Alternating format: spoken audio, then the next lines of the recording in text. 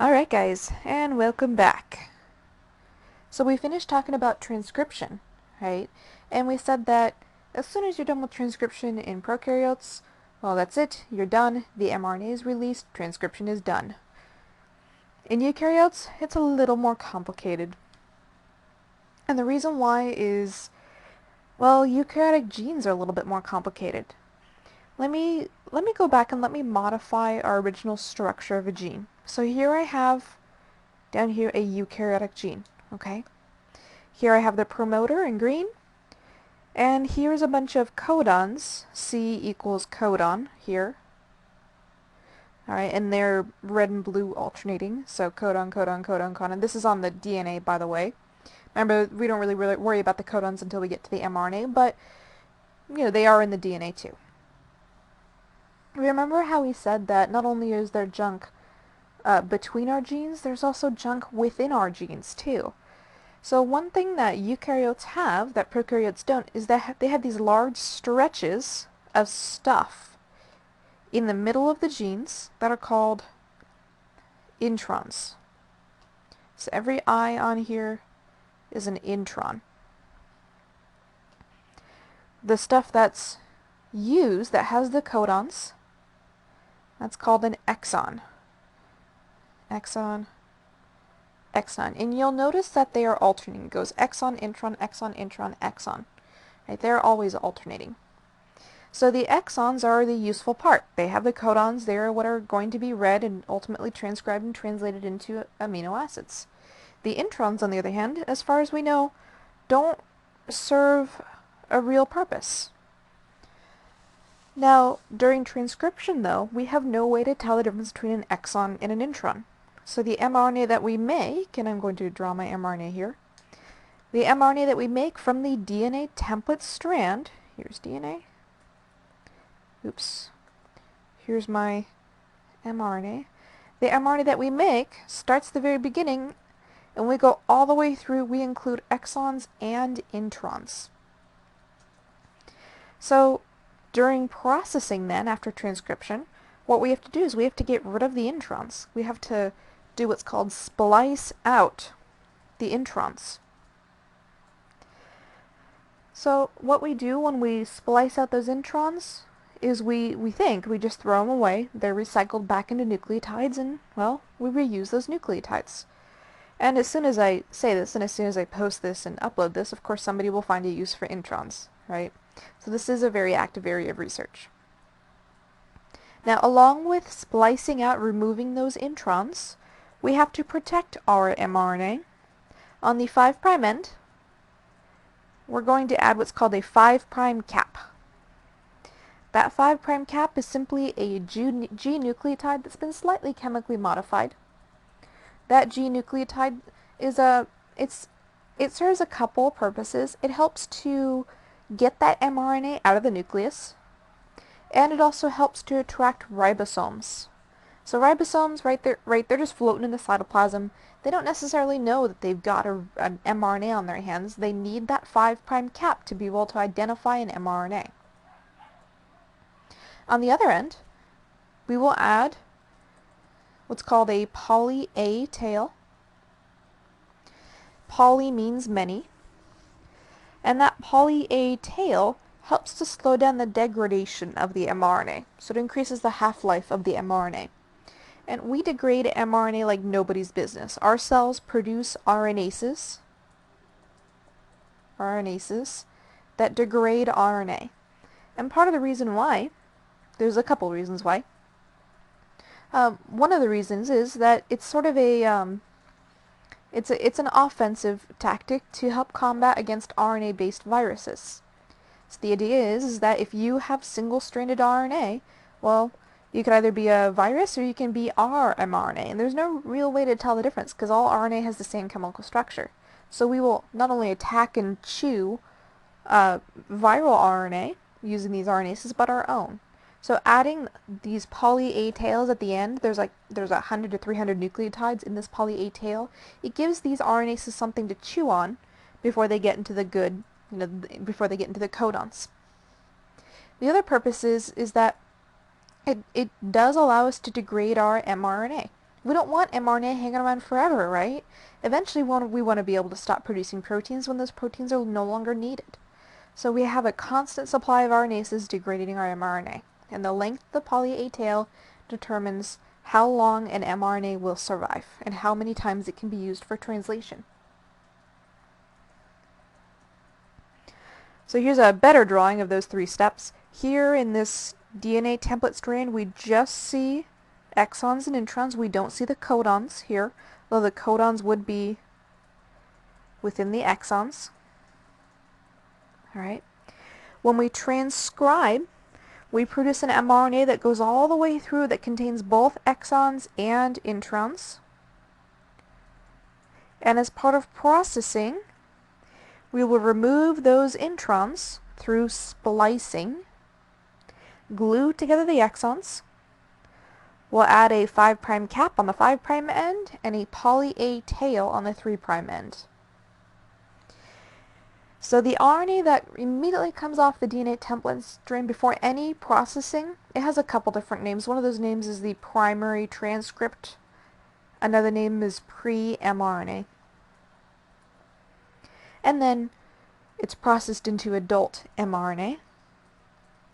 In prokaryotes, there's no such thing as pre-mRNA or primary transcripts. There's just mRNA. So the enzyme that actually does the splicing that removes the introns, very sensically, he's named the spliceosome. He actually is one of the largest, most complex enzymes known.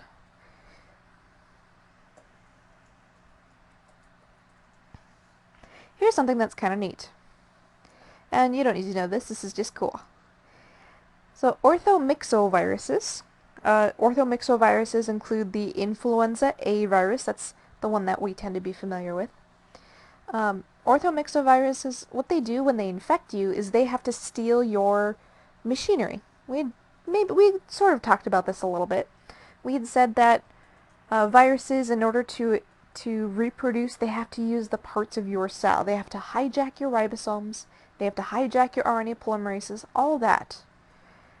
So influenza is a virus, and it has to do the same thing. When influenza infects you, it will inject its RNA-based genome inside your cells. So some viruses have a genome that's not DNA, but it's actually RNA. And influenza is one of those. It'll inject its RNA-based genome inside your cells, and in order for that RNA-based genome to be translated, it needs a 5' cap, right? Because it wants to use our ribosomes. So one of the things that influenza will do is it'll do something called cap snatching, and yes, this is a real term. In fact, this is the enzyme that does the cap snatching. And it'll take one of your mRNAs, chop off the 5' cap, and add it onto itself. So our ribosomes will be fooled into translating it. So there you go. Some viruses do cap snatching. And if you're wondering, do they do tail snatching too? And the answer is yes, they do. By the way, orthomyxo is just a class of viruses that includes influenza. Now, one of the things that can happen that's really interesting during splicing is something called alternative splicing. This is where you rearrange the exons in different orders. So let me draw out, let me draw out an mRNA molecule. Okay, so I'm going to draw the exons in blue. Come on, I'm trying to get my pen to cooperate with me. And the introns in red, and let me number my exons. Let's say exon 1, 2, and exon 3.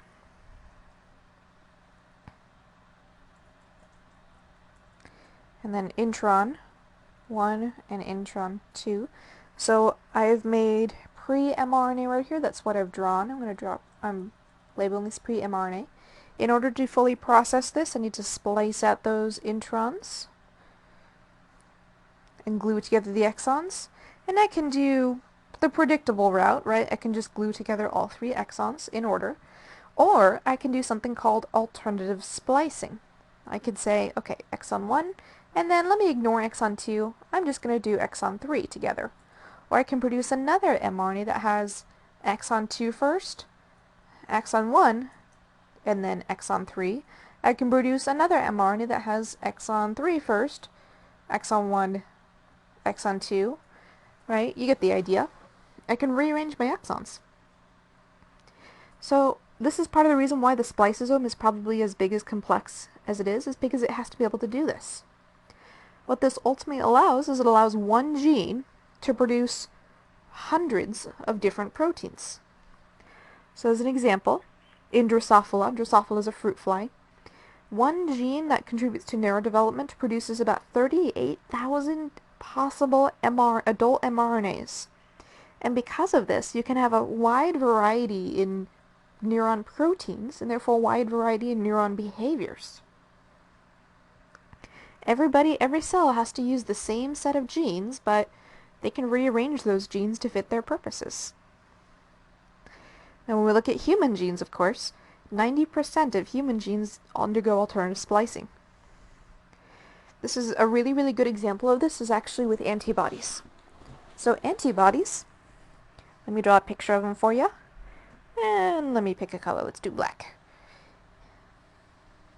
Antibodies are small Y-shaped proteins. And whenever you see a picture of them, they kind of look like that. The top part of these antibodies, right here, this is the part that actually attaches to bacteria or viruses or fungi, or even pollen if you have allergies. And this part has to fit the shape of that bacteria or virus or a piece of pollen. Down here, this bottom part of the antibody will help to signal white blood cells to destroy that invading particle. So this top part right here has to be able to recognize pretty much any bacteria out there or any virus out there. And there are millions, if not billion, no, there's more than millions. There's billions to trillions of different possible viral and bacterial protein combinations. So we have to be able to produce antibodies that recognize any one of these billions to trillions of different possibilities. Well, we don't have billions or trillions of different genes, right? But what we can do is we can take antibody genes, rearrange the exons in all these different ways, and produce an mRNA that codes for a slightly different protein that has a slightly different shape. So that's what allows us to generate immunity, and we can generate immunity to almost anything. We can produce more possible antibody shapes than there are bacteria and viral protein shapes. Besides just generating antibody diversity, we can also produce two proteins, one of which may be secreted outside the cell, or another one of which may just end up in the membrane. And this is also really cool. The different exons here may code for different subunits of a single protein. I don't know if you remember what a subunit is, but remember when we look at a protein, a subunit is made of the two different chunks of tertiary structure. Remember primary, secondary, tertiary, quaternary. Well, in red I have one subunit, in orange I have another subunit. So alternative splicing allows us to generate different subunits of a protein. And so we're rearranging pieces of something that we already know kind of works, right? We don't have to build a new protein from scratch. We just rearrange the pieces that are already there. So this allows us to evolve to produce new proteins and new phenotypes very quickly and without, relatively speaking, without a whole lot of risk. So here's what the generation of those different subunits kind of looks like. I know it's not exactly the same, but it gives us an idea. Here's our DNA and our different exons, exon 1, 2, 3, 4, and 5. Here's the pre-mRNA. And then here's the mRNA. Kind of got screwed up there, that's okay. When we go from pre-mRNA to mRNA, we can produce one version of the adult mRNA that has all the exons in order, another that's missing exon 3, and another that's missing exon 4. And because of that, we'll be producing proteins that have different parts to them, but the same basic backbone. Alright, so again, it just allows us to generate large amounts of protein diversity pretty quickly.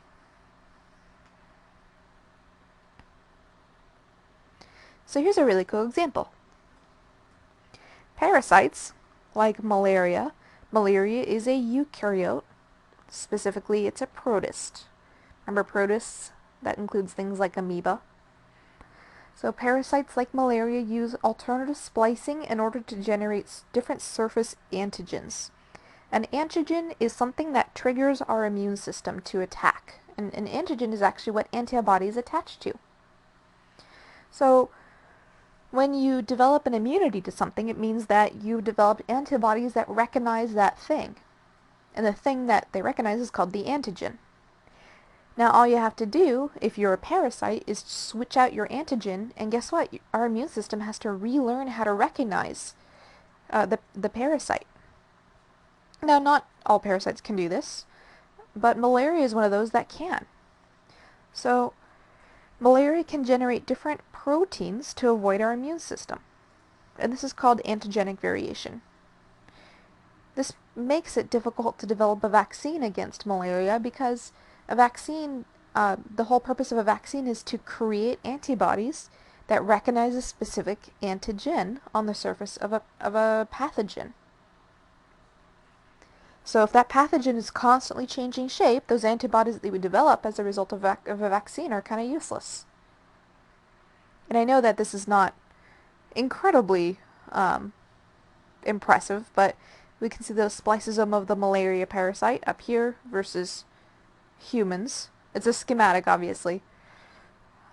You know, it's doesn't quite look like the real thing. It's just a schematic showing all the different subunits and all the different pieces in there.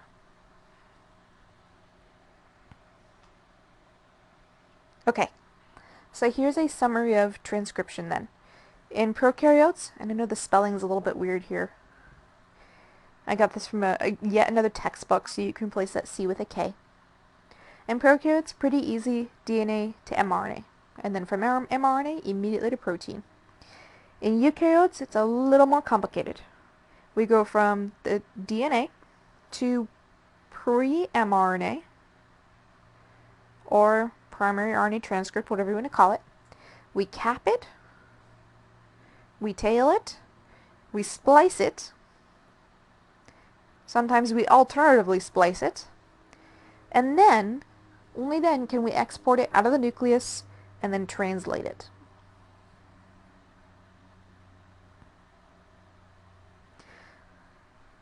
So, of course, we have to talk about the cool stuff. We have to talk about drugs. Alright?